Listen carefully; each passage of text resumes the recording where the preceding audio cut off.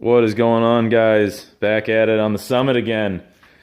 This is the only project that I'm working on at the moment. I got a couple more projects, but this is the main one. Anyways, so I couldn't really do a lot of stuff on camera. It was pretty cramped in the engine bay. It didn't really turn out that well. I did try recording it, didn't turn out that well anyways. But anywho, I got the radiator in. The upper and lower radiator hoses are on. This cooling fan, one of two cooling fans is on.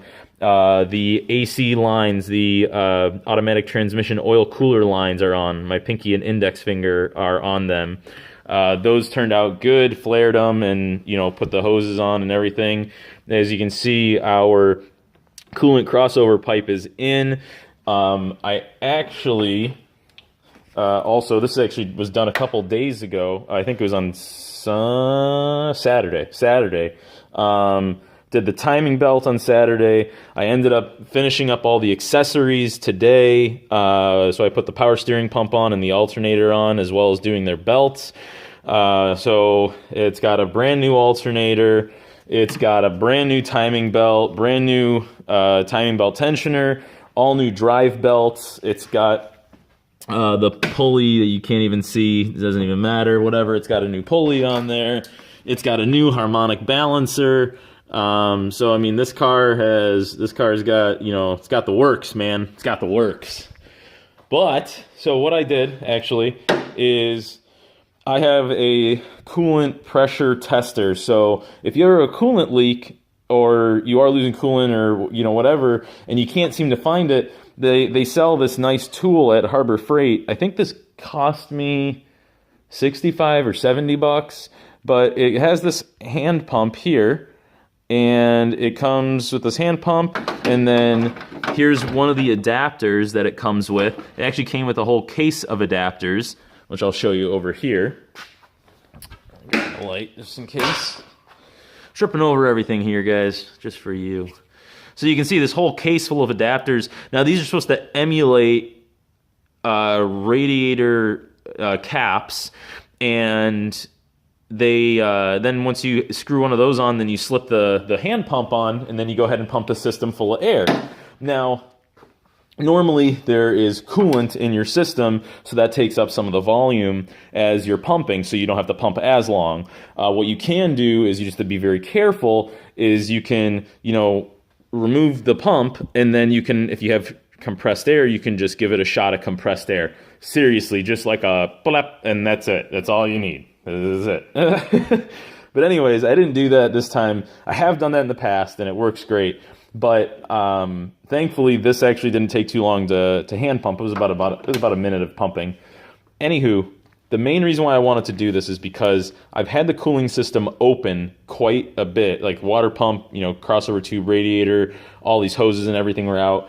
And the thing is that once the exhaust manifold is in, the O-ring seals back here and up there are very difficult to get to in general, especially because I also had this thermostat housing out, and I had to actually silicone this on because I could not find the gasket for that, as well as the thermostat was replaced. The thermostat in here was replaced, and there was a new gasket in there as well. So there's a lot of cooling gaskets that got replaced, and you just gotta, it's just insurance for yourself. You don't want to go ahead and fill up your cooling system full of coolant and then find out that you got a leak. You drain everything out and you lose, you try to salvage as much coolant as you can, but especially with the modification that I did with the crossover pipe, I didn't know if maybe one of my welds weren't perfect. Maybe there was a little pinhole. Stuff like that happens. So instead of filling the system up, I have this tool. You can even rent one of these too, by the way, which they're super helpful to have. I have used this tool a bunch of times. I let buddies use this tool. It's great. I love it. And it's if you had a coolant leak and then you just put a couple pounds in the system and then bam, it just shows itself, and it's wonderful. Anywho, what I wanted to say was this was actually filled to 15 pounds, and you can see we're at 10 pounds, which is not a good thing. There's signs of a leak. So this proved to be helpful. It sucks that there's a leak, but it sucks less because I don't have 3 gallons of coolant in the system. So what I did is, in this bottle is just some soapy water, some Dawn or whatever, some dish soap and water, and I was spraying everywhere, and there was actually, I found the leak, and let's see if we can get in on that.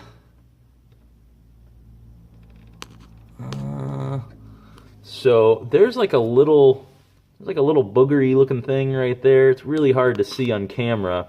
Anyways, when I was trying to take this coolant crossover tube out, I was a moron, and I hit this with my pry bar trying to pop it off.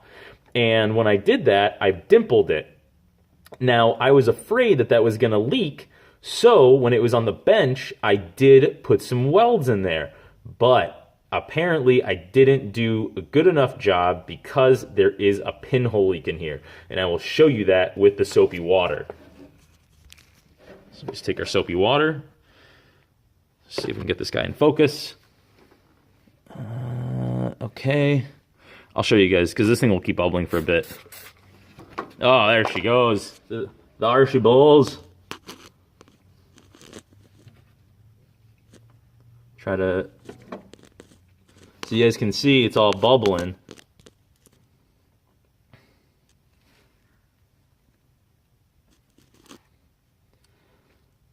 She is coming out right through there, and when I can put my finger over it, you can hear it go.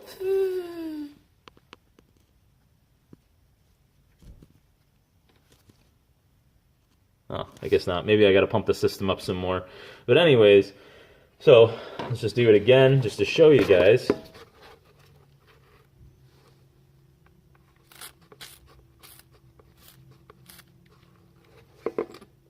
There you go. So, the question is, what are you going to do, man? You going to take your coolant crossover tube out? Blah, blah, blah. Nope. That's not at all what I'm going to do. I'm going to go ahead and remove this stud out of the cylinder head.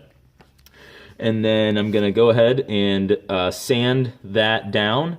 And I'm either going to get my welder in there, because I think I can fit my welder in there, and just kind of weld it up a lot more.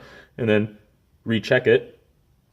Or I'll still remove the stud, pretty much everything except for welding.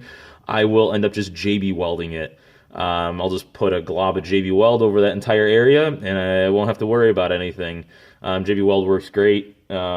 It's such a great product in a pinch sometimes, especially things like this. I really don't want to remove this coolant crossover tube because of how much work it was to get in and out of the vehicle, especially since I had to silicone on the thermostat housing, and I checked everywhere. I checked all my other welds that I had, you know, and they all look fine. Nothing else leaks except for that spot there. I did not find a single leak.